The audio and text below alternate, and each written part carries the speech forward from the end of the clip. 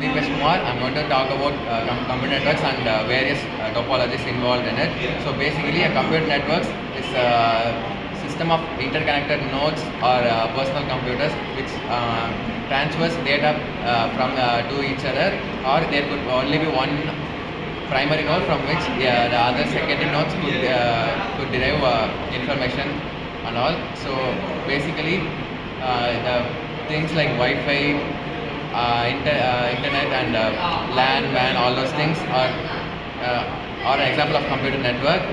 So a topology is a way in which the nodes of a system, for example, all those personal computers are connected in a specific way. For example, there are various topologies like bus, hybrid, star, etc. Now I'm going to talk about each one of them. Each one is the first type of first type of topology I'm going to speak. The first one is bus topology. In which case, you can see there's a central wire, which is called the backbone of the topology, through which each and every node means the computer is connected to the central wire. So the problem in this type of topology is that if the central wire fails, every single node will become mostly useless because they can't get or share information to each other. And the thing is, this the wire, since there's only one wire, you can't adding more nodes to the topology will make the signal weak and probably cause some errors in the computation. And the main advantage of this type of topology is that it's low on cost since there's only one wire, and the thing is it's very easy and simple to implement. The working principle of this kind of topology is that one node can send information to a single wire, and so the working principle of this kind of topology is each node can send data to both directions, but only the internet computer can actually receive the data. If two of the nodes are trying to send data at one time, it will cause collision and it will cause error. So to avoid all these things, something called as CSMA, which is carrier sense multiple access, is actually used to synchronize all the data and avoid errors.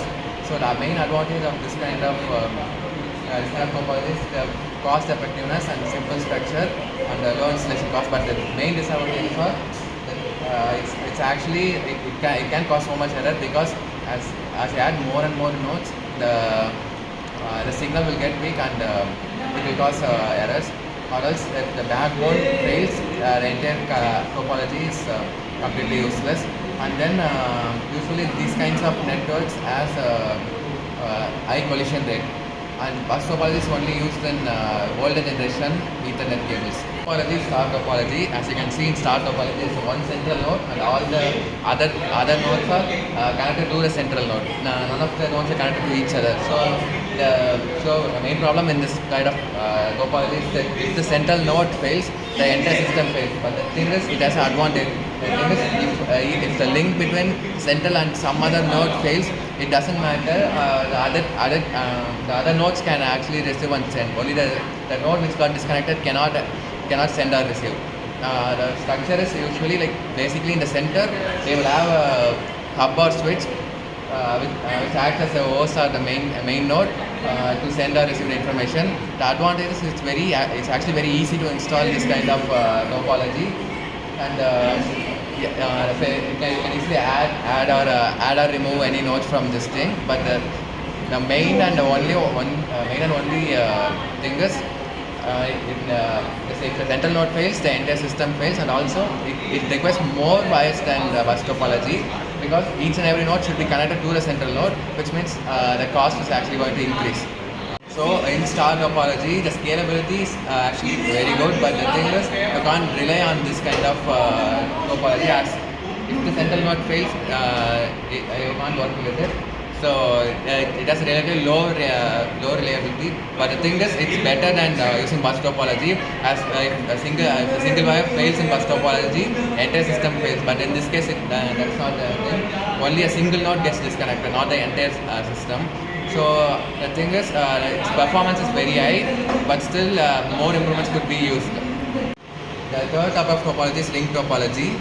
in this topology, every node is connected to two other nodes in a ring format. There are two types of operation in this thing. One is a single mode in which only nodes can transmit data in only one path, but in dual mode it can transmit in both the directions actually. So dual mode is more reliable than the single mode, as if one wire fails, every single thing fails in the single mode, but in the dual mode, even if one side fails, the other two sides, other side can actually transmit the data. So, ring topology, a token-based system is actually implemented. A node can transmit or receive only if it has a token. If it doesn't, it can't actually transmit anything. So, for example, if this node wants to transmit to this node, in single mode only a single direction can actually be implemented, but in dual mode the data actually travels in both the directions. So any failure in the wire can actually it doesn't actually matter because it can travel to other node. And then in this topology, every single node acts as a repeater, which means the incoming signal, even if it's weak, the nodes can amplify the signal, so the next node can get better signal. So that's a very big advantage in this kind of topology. This kind of topology doesn't actually cost that much, but it's still more costlier than bus topology. It almost costs as same as ring topology, but the thing is, it's not you can't actually add a new node easily in this thing, because if you want to add a new node in this thing, each and every wire must be one wire must be disconnected, and the two new wires should actually be connected. So which means it's actually order to connect another new node, unlike bus or star topology. And the fourth type of topology is mesh topology. In this kind of topology, every single node is connected to everything else, and there are two types of mesh topology. One is complete mesh, and another is partial mesh. In complete mesh, every node is connected to each and everything, but in partial mesh, only critical nodes are connected to everything, so that the data won't be lost. This kind of topology is actually extremely reliable, but the thing is, it costs so much because there are so much interconnection, so much wire should be there. The reason why this kind of topology is reliable is because if, for example, during a failure of a wire or something, the data can reroute itself and reach the target node in many other ways. There could be so much ways in this thing. So the data is most probably will reach the other node without getting lost. But mesh topology is not actually scalable. As for example, if you want to add a new node, you have to give connections to every single node and this node. So even more wires you have to get. It's going to obviously increase the cost. The next topology is tree topology. In this case, there's a parent node and the child node is arranged in kind of way like a binary tree. So for example, the parent node is probably the most central network or the server, and then the other two high priority nodes are connected to the main node, and the other child nodes are connected to the bottom one. The bottom one can be considered as a normal PC that you use in a college lab, and these two things could be the intermediate server, but the parent node could be the main server. So the advantage in this kind of topology is that you can easily add or remove a component, but the main problem in this thing is that if the parent node fails, the entire server fails. Also, if you want to add something to the leaf node, only you can add to the leaf node, but you can't actually remove from non-leaf node or root itself. The tree topology manages the hierarchy. Each and every level means higher priority as you go up. That thing is, it has a very high cabling cost. That's also another one of its disadvantages. And the installation is complex when you want to alter with things which are not the leaf node. The next one is hybrid topology. Hybrid topology is basically, as its name suggests, a combination of two or more topologies. The advantage in this kind of topology is that the disadvantage from one topology can be avoided by another. So, like for example, you can create something like a star and a mesh together, which is actually better in some cases and actually used in some companies. But in this kind of topology, you obviously need more wires, and it's actually difficult to troubleshoot a problem. For example, if a node doesn't work, sometimes it's actually hard to figure out which node causes the problem in bigger networks. And fault tolerance is reliably normal in this kind of topology, as long as the connector topology is not bus or a single mode ring topology. The working principle is that it's actually different for each and every type of topology. It's based on which two topologies you actually use.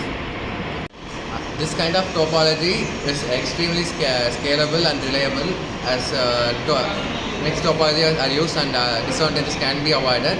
But the thing is, since it's using multiple topologies, the cost is actually too high, and cost effectiveness is actually relatively low compared to others. But the thing is, its performance is really high, so the cost effectiveness doesn't really matter. The next one is point-to-point topology, which uses point-to-point protocol. As the name suggests, it's just a wire or communication medium between two nodes. One node actually sends from one node sends and another one receives. Something like duplex, half duplex, and simplex to be used. Simplex is basically when there's only one node sends the information and the other node receives. But half duplex is when one node sends and another receives, but at the other time, when other node can receive and send, but the thing is they can't happen mutually. But then full duplex, they both can happen mutually, and some synchronization techniques can be implemented. The main advantage of this kind of topology is that the connection is very simple, very easy to implement, and the thing is data errors can be easily avoided. For example, methods like checksum and circular reference check can be used to check if the received data is actually correct or not. And the most widely used technique called as hamming codes can be used to correct that. This kind of topology is simple and secure because no other devices can intercept data between those two, and the transmission is really fast. These kind of connections can be used in personal networks or something, but it's really limited in the fact that you can't actually expand the protocol, and then the usage is actually really limited.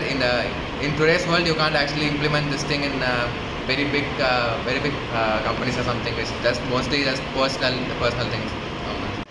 Since this topology involves two nodes, the cost isn't too high, and the data you can get is actually way more reliable and the most reliable among all the types I just spoke of, because you can easily use all those error detection methods in this thing, and it's very simple. The final type is daisy chain topology. In this kind of topology, each and every node is not just connected to a single wire, but it's actually connected sequentially, which means one after another. Because, for example, if a data transfers from this PC to this one, it has to first go through this one, then this one, and then this one. It can't just directly go to the last one. So this kind of topology is actually very, very inefficient, and the use is really limited. And then, for example, if the wire just breaks or there's some kind of fault in the nodes before the final node, the data can be transmitted, and it's really lost. So this is really unreliable. And then, but only thing is it has a very good scalability, as you can easily add another node to the end. But the thing is, it's also relatively low in cost. But the thing is, you can't actually implement this thing in very big companies or something. It's actually very inefficient. To conclude the video, I will summarize every single topology and where it's actually used in the real life. For example, the first one is bus topology. Bus topology is actually implemented in a very simple and small networks, and it's just mostly just temporarily used in most networks. Why? Because it's a very unreliable connection and topology, so you can't really rely on it so much. And next one is star topology. The star topology is actually best for connections like home networks where a personal network is connected to a Wi-Fi or something, like multiple devices can be connected to a Wi-Fi, which is an example of star topology. And computers in school which are connected by Ethernet is also another example of star topology. And the next one is ring topology. Ring topology, the dual mode is the most used in big companies, and even in school networks, in administrative office they might use ring topology. The reason why it is used is for equal access and more reliable data transfer. It is used. And then the mesh topology. Mesh topology is since it's very expensive and really hard to actually construct the topology. It is actually used only in like place which needs high security and all those things. It's not really used in daily life places. And the next one is tree topology. Tree topology is obvious, like it's used in place where there's a huge server and the sub network, and then the final basic nodes. For example, most of the servers for the things that used for gaming where starts from normal server, and then the servers were located in each country, and then you actually connect each mobile to that network, not directly to the server, main server. And the next one is hybrid topology, which is it's hybrid between like two or more networks. This actually only used in very large government agencies or something. It's also something that you don't really use in your daily life. And then point-to-point technology is something like you can consider like Bluetooth or something, which is point-to-point protocol to transfer files. And that's it.